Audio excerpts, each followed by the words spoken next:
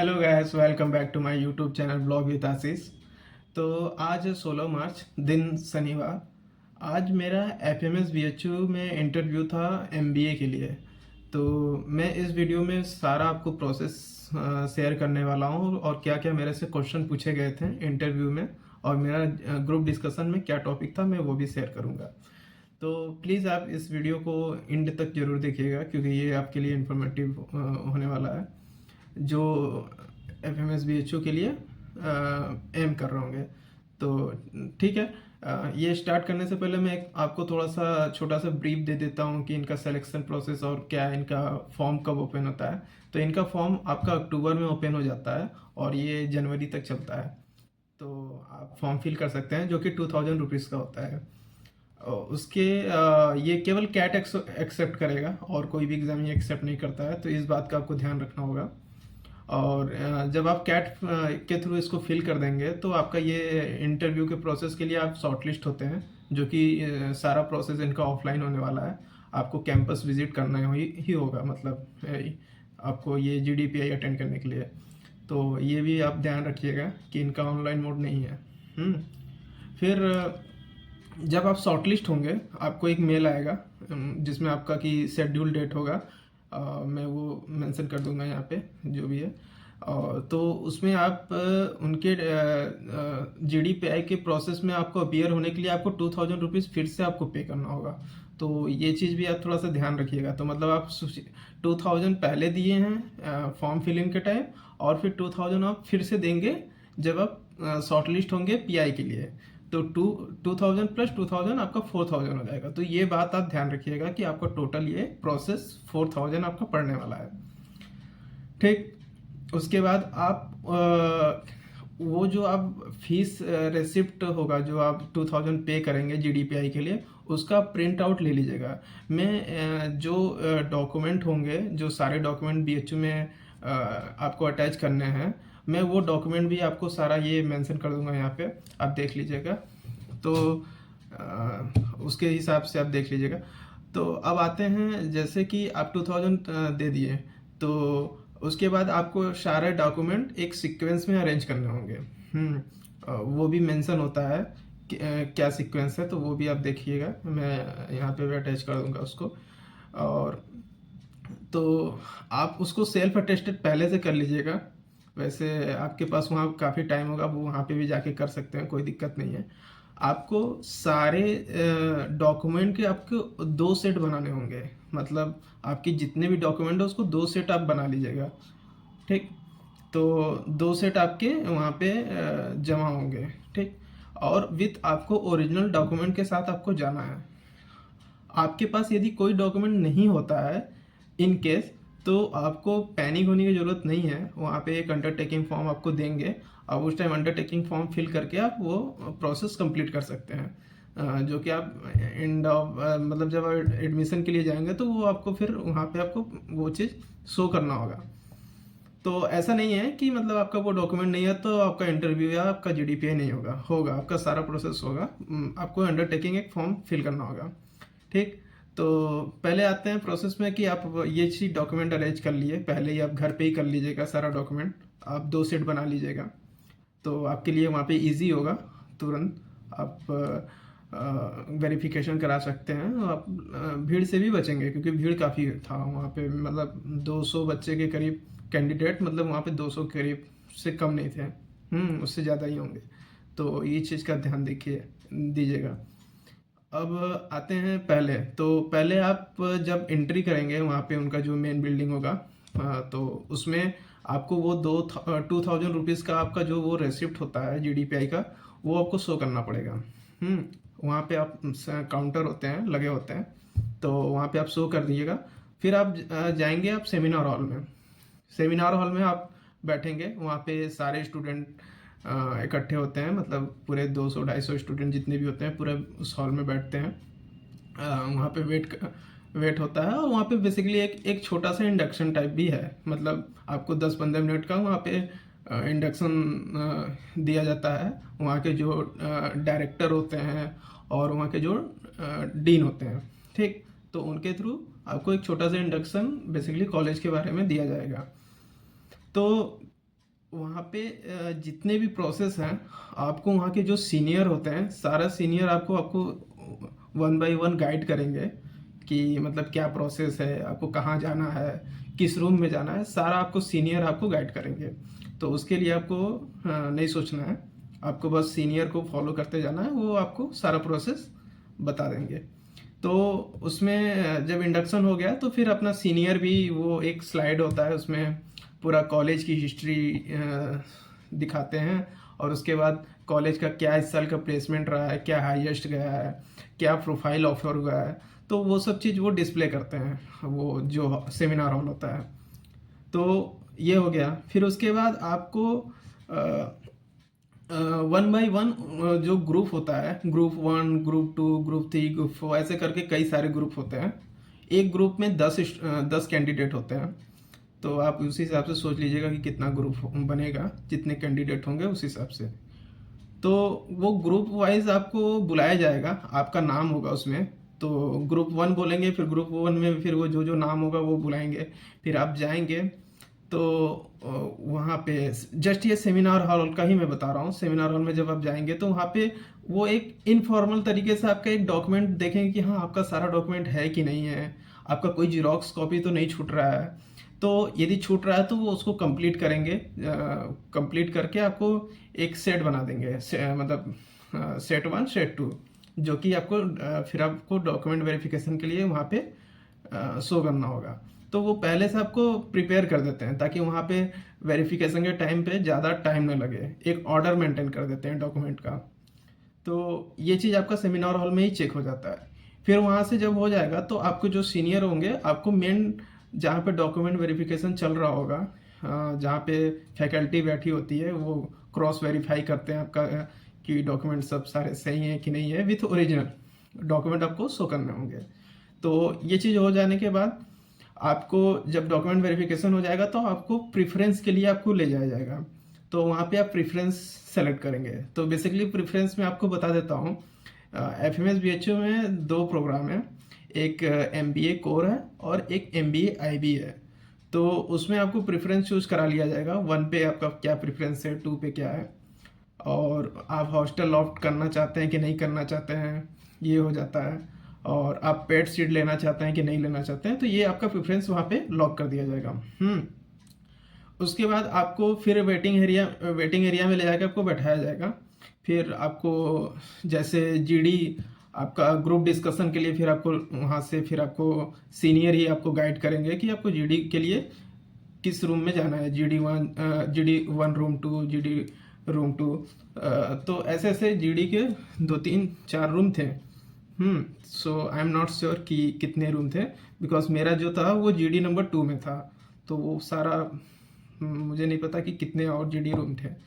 तो जीडी के लिए मैं लगभग वेट किया होऊंगा लगभग 10 15 मिनट। उसके बाद मेरा जीडी का कॉल आ गया था।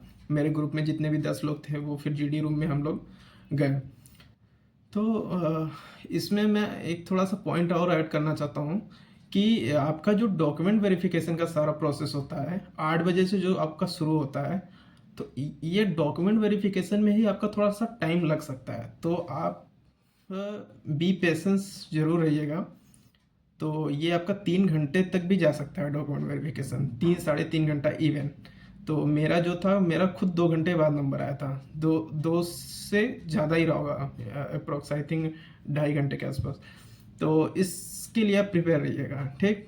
थोड़ा सा आप सुबह ही ब्रेकफास्ट वफास्ट करके ही रहिएगा, क्योंकि वो बीच में आपको एक भी ब्रेक नहीं मिलने वाला है, टू बी ऑनेस्ट। एक के बाद एक आपका प्रोग्राम शेड्यूल होगा, तो आपको पानी पीने के लिए भी उतना समय नहीं मिलता है।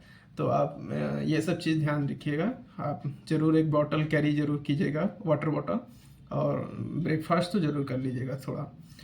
तो ये हो गया। फिर हम लोग को फिर जीडी के लिए ले जाया गया, और जीडी में हम लोग का सीरियल नंबर हम लोग को अलॉट था। 1 से 10 के बीच में सीरियल नंबर अलॉट था। तो मेरा सीरियल नंबर 6 था। और वहाँ पे जब आप जाएंगे जीडी रूम में, तो वहाँ पे 1 से लेके 10 तक का सीरियल नंबर के वो प्लेट रखे होते हैं। तो उसमें जैसे आपका 6 है तो आप 6 के सामने वाले सीट पे बैठेंगे। तो तो ऐसे मेरा 6 था, तो मैं 6 वाले चेयर पे बैठा था। तो उसके बाद आपको जीडी के लिए 5 मिनट टाइम दिया जाता है। आपको उस टॉपिक के बारे में आप कुछ लिखना चाहते हैं, अपना सोचना चाहते हैं, तो आप कर सकते हैं। फिर 15 मिनट आपको दिया जाता है पूरा जीडी डिस्कशन के लिए, और 5 मिनट दिया जाता है जीडी के को कंक्लूड करने के लिए। तो वो बेसिकली 5 मिनट सबका होता है, मतलब वो ऐसा नहीं कि 5 मिनट हमें दिया गया है, 5 मिनट दूसरों, वो 5 मिनट पूरे ग्रुप के लिए होता है। तो मान के चलिए कि वो 1 मिनट से थोड़ा सा कम ही आएगा, आपको उतने में ही कंक्लूड करना होता है। तो ये हो गया आपका जीडी।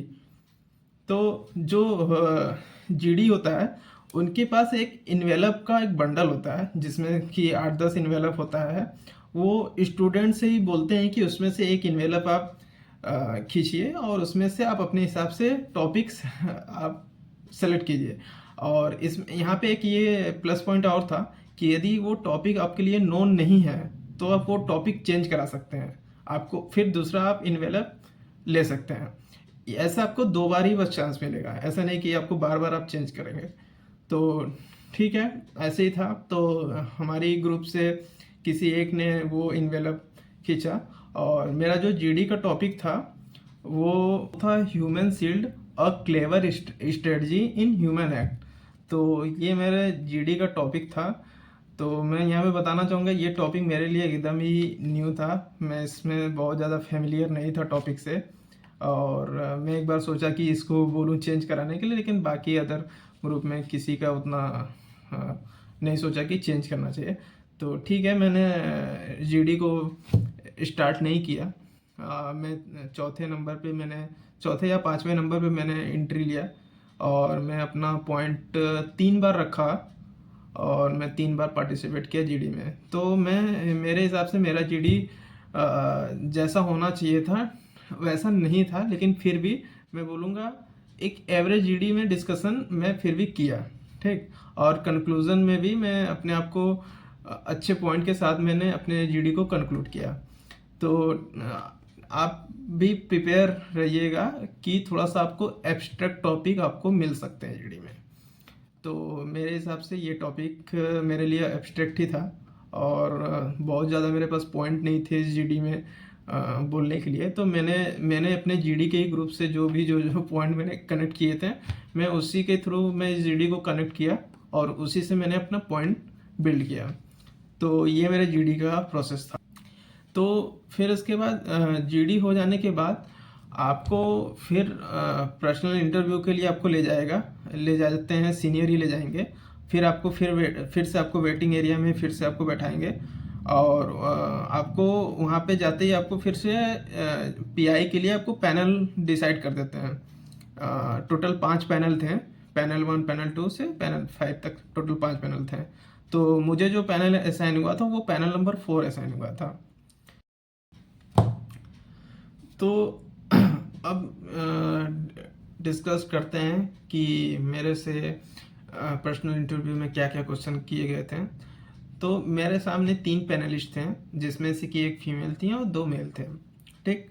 तो पहला क्वेश्चन जो स्टार्ट होता है वो मेल पैनलिस्ट के साथ होता है, और वो पहले मेरे से पूछते हैं कि आप कहाँ से हो, ठीक। मैंने उसका आंसर किया। फिर आप पूछते हैं कि अच्छा आप बनारस में कहाँ से हो, तो मैंने वो फिर आंसर किया। फिर उसके बाद आपका स्कूलिंग कहाँ से हुआ है, हाँ, आपका ग्रेजुएशन कहाँ से हुआ है, ये चीज़ हो गया। उसके बाद आप वर्किंग में थे, तो आपका वर्क प्रोफाइल क्या था। तो मैंने फिर जब वर्क प्रोफाइल को बताया, तो फिर उन्होंने बोला कि आप इंजीनियरिंग से आप ये एचआर में जॉब क्यों किए, मतलब आपको तो बेसिकली टेक्निकल फील्ड में जाना चाहिए था। तो फिर मैंने उनको ये आंसर किया कि अच्छा मैं इस कॉरपोरेट फील्ड में क्यों आया, क्या और मेरा क्या मेन मोटो था। तो वो चीज़ को फिर मैंने कंक्लूड किया, उस आंसर किया। फिर उनका आंसर ये था कि आप का ये जो जैसे मेरा जो था वो कंपनी एसबीआई लाइफ था। तो फिर वो उन्होंने पूछा कि लाइफ इंश्योरेंस क्या होता है। तो मैंने बताया कि अच्छा ये क्या ये चीज़ है, उसका फिर आंसर दिया अच्छे से, तो वो हो गया। फिर उसके बाद वो पूछते हैं कि एम्प्लॉय मोशन क्या होता है। और उन्होंने बोले कि आप गेस मत कीजिएगा, यदि आपको पता है तभी बोलिएगा।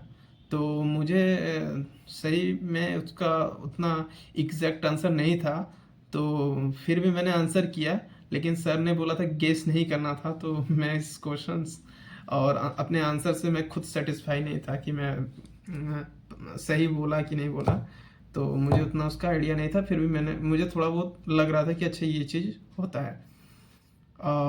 उसके बाद उनका जो नेक्स्ट क्वेश्चन होता है वो पूछते हैं कि आपका जो वर्क एक्स के बाद तो जो गैप है उस पीरियड में आपने क्या किया। तो ये बेसिकली मेरे से सारे इंटरव्यू में ये क्वेश्चन किए जाते हैं, और ऐसे देखा जाए तो मैक्सिमम कोई भी इंटरव्यूअर हुआ तो ये ज़रूर पूछेगा। तो मेरा जो 2 ईयर का गैप आता है वर्क एक्स से और अभी के बीच में, तो उस बीच में मैंने एक सर्टिफिकेशन किया था CDAC, जो कि 6 मंथ का होता है, तो उसको मैंने किया। ठीक, तो फिर वो पूछते हैं कि ये प्रोग्रामिंग आप HR के बाद फिर प्रोग्रामिंग में किए हैं, तो इसका मतलब क्या कनेक्शन है, आप प्रोग्रामिंग क्यों सीखे। तो उसको फिर मैंने कनेक्ट किया कि अच्छा मैंने प्रोग्रामिंग क्यों किया। और ये चीज़ हो जाने के बाद फिर उनका मतलब वो प्रोग्रामिंग से रिलेटेड कोई भी डेप्थ क्वेश्चन नहीं करते हैं कि मतलब ये बताओ ये क्या होता है ये क्या उन्होंने बस रीज़न पूछा कि आपने प्रोग्रामिंग क्यों किया। और ऐसे ही मेरे ग्रेजुएशन से भी कोई क्वेश्चन नहीं था। हाँ, मेरे प्रोग्रामिंग से भी रिलेटेड कोई भी क्वेश्चन नहीं था। तो ये चीज़ हो जाने के बाद फिर वो उनका जो नेक्स्ट क्वेश्चन होता है कि आप यहाँ पे ये जो वर्क कर रहे थे SBI लाइफ में, वहाँ पे आपकी सैलरी क्या थी, आपकी बेसिकली आपकी CTC क्या थी। तो मैंने जब अपना CTC बताया तो फिर वो पूछे कि आपको इन हैंड कितनी आती थी। तो ये चीज़ पूरी पूछें। फिर मेरा कैट का परसेंटाइल पूछें, ये भी पूछें। फिर मेरा टेंथ 12th और ग्रेजुएशन में जो जो परसेंटेज है उसको भी बोले कि आप उसको भी एक्सप्लेन मतलब बताइए कि आपका क्या क्या परसेंटेज है। ये हो गया। और तो ये सब मेरे इंटरव्यू से लगभग सारे क्वेश्चन यही थे जो कि मैंने अभी आपको बता दिया। और कोई भी करंट अफेयर और कुछ भी ग्लोबल न्यूज़ और कुछ भी नहीं थे। और तो बेसिकली मैं बताना चाहूँगा कि जो इंटरव्यू का जो क्वेश्चन ज़्यादा भी था वो एक नॉर्मल कन्वर्सेशन था, उसमें कुछ भी ऐसा एकेडमिक या कुछ भी ऐसा नहीं पूछा गया। तो मुझे लगता है कि ये एकदम नॉर्मल कन्वर्सेशन ही होता है बेसिकली। मुझे मेरे भी जो फ्रेंड लोग थे जो इंटरव्यू दिए थे तो उनसे भी यही पता चला कि मैक्सिमम इंटरव्यू नॉर्मल ही कन्वर्सेशन किए हुआ। कोई भी बहुत ज़्यादा जीके किसी से भी मैंने शायद नहीं सुना कि किसी से भी बहुत करंट अफेयर या वो ऐसा कोई भी क्वेश्चन किए गए हों। तो मैं यही ऐड करना चाहूँगा आप लोग के लिए भी कि यदि आप FMS VHU के लिए इंटरव्यू देख रहे हैं तो बहुत ज़्यादा इसके लिए एक डिफरेंट प्रिपरेशन नहीं करना आपको। आप जो बेसिक आपका एकेडमिक और जो आप यदि वर्किंग में हैं तो आप क्या वर्किंग में किए हैं, बस उनका इसी सारे से ही रिलेटेड वो क्वेश्चन आपसे करेंगे। इससे बाहर वो एक भी क्वेश्चन नहीं किए हैं जहाँ तक मुझे पता है। मेरे दोस्तों से जो मुझे पता चला है उससे बाहर आपको कुछ भी क्वेश्चन वो नहीं करेंगे, ऐसा टफ क्वेश्चन भी नहीं होने वाला है। तो ये इनका इंटरव्यू का प्रोसेस हो जाएगा। और जो मेरा इंटरव्यू चला होगा वो 10 to 12 मिनट ही चला होगा। हाँ, 10 से 12 मिनट में सारा। और पूरा मैं ये बोलूँगा कि जो इनका क्वेश्चन था वो एकदम रैपिड फायर था। मतलब वो एक के बाद एक तुरंत क्वेश्चन पूछ रहे हैं आपको, मतलब तुरंत आपको सोचने का भी मौका नहीं दे रहे हैं। तो मेरे को तो बीच में ड्रिंक मतलब पानी पीने का भी गला सूख रहा था। तो मैं क्योंकि बार बार बोले जा रहा हूँ क्योंकि जस्ट मैं GD ही दे के आया था, तो मैं पानी भी नहीं पी पाया था। तो इसलिए मैं बोलूँगा कि आप एक वाटर बॉटल ज़रूर कैरी कीजिएगा। और क्वेश्चन मेरे से जो थे वो सारे रैपिड फायर थे, एक के बाद एक बात तुरंत तुरंत क्वेश्चन, सोचने का भी मौका नहीं देते हैं।